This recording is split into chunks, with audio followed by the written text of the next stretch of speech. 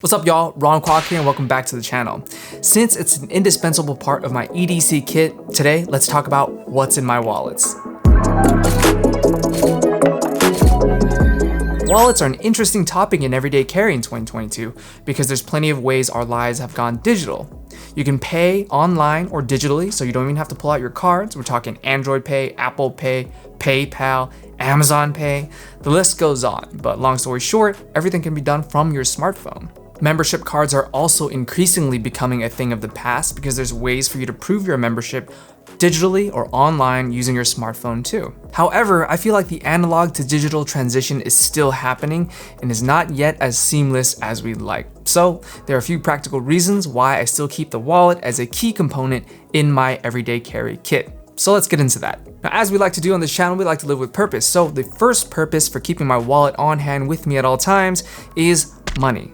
I got several ways to pay in my wallet, as well as that digital way to pay on my smartphone, and I want to make sure I keep some emergency cash tucked away real nicely, just in case their machine breaks down, they don't take card or whatever. I need to have some cash on me to get me out of that tight situation. The second purpose for keeping my wallet on me at all times is identity. Now, as far as I know, government IDs aren't available digitally and aren't accepted anywhere. So you need a physical ID to drive, you need a physical ID to drink, but not at the same time, don't drink and drive. And you need a physical ID to fly domestically. Now, in terms of flying internationally, I imagine you need some sort of passport or visa, and I don't keep that with me on my person at all times. That's a whole separate issue. Another purpose that having a wallet serves is to keep that valuable and sensitive information safe. And so that's why I opt for quality materials like carbon fiber, titanium, and high-grade aluminum. The wallet should also have some form of RFID blocking in its construction. Now, this doesn't have to be explicit in its features because we all know that any type of metal encasing your cards will block incoming radio frequencies. So that titanium we spoke about earlier, aluminum, as long as your wallet is made out of something like that and your cards are put inside, you're good to go. Now you might be saying, Ron, I want to go with a leather wallet, something with a little more texture, and I won't always have the RFID capabilities to keep my information safe all the time. That's where today's sponsor, Aura, comes into play. Did y'all know that there's a new identity theft victim every 14 seconds in the US? Just in case your identity escapes your EDC wallet, Aura protects your identity, monitors fraud, manages your password, masks your online presence via VPN, and keeps viruses at bay, all in one easy-to-use app for mobile and desktop. Now, you might have one of these services already, but if you don't have all the tools, it's like locking the front door and leaving your back door wide open. That's a bummer and unfortunately a reality for too many people. Thankfully, Aura monitors the dark web for your emails, passwords, and sensitive information and sends alerts fast, right to your smartphone and email. To find these alerts is easy. Just jump into the app, hit the alerts button, and Aura will show you all the different times it's caught your info being leaked on the dark web. I was genuinely surprised to see how many times my information was leaked. If you want to start protecting your identity and your sensitive information on an all-encompassing platform, I've partnered up with Aura to get you guys 2 weeks free.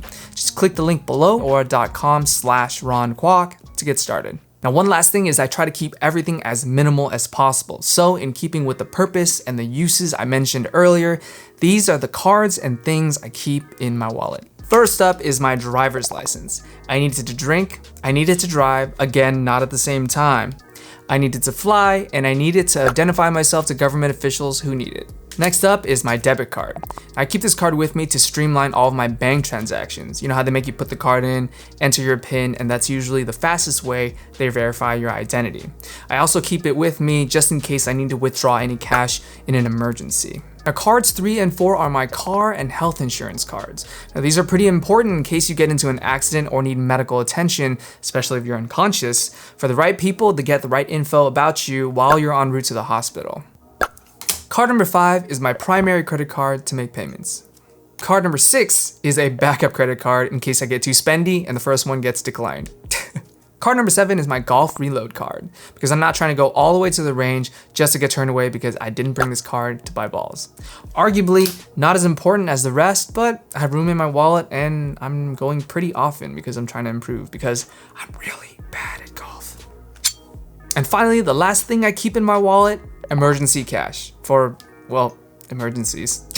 Now, in terms of placement, I listed all of those cards in order of priority. So I'll try and put as many of those at the top of the list into the RFID blocking aluminum case.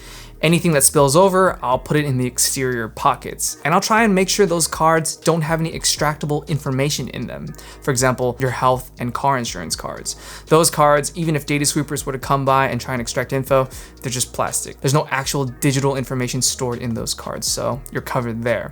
The emergency cash, although it was at the bottom of the list, is really important, and I do keep it on the outside of my wallet because, again, there's no extractable information and I don't want to keep it inside that quick trigger mechanism and have that emergency bill kind of slip out and fly away. You know what I mean? Keep that a little more tucked in, a little more secure. As far as gear goes, I'm switching between two different wallets. If I want to go for something more streamlined, slim, and minimal, this is the forged carbon card holder. If I want something a little more classy, I'd run with the Parliament wallet. It's a little thicker, but it provides you that supple vachetta leather. Both have the quick pull trigger for easy access.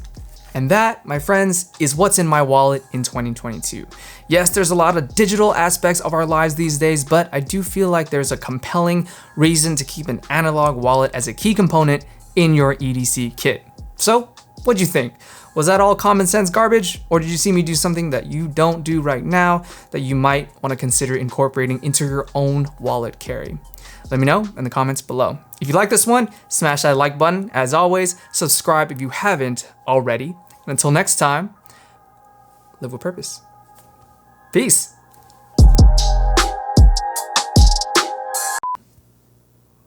So emergency cash, yeah, but like, I'm also worried that if I take this to a place, they won't break hundreds, because a lot of places, they don't take big bills, right? So would it probably be better to keep like a few 20s or just one $100 bill, you know what I mean? But then a few 20s is thicker as well. So there's that balance between practicality and being super minimal and lightweight and thin. So I don't know, what do you think?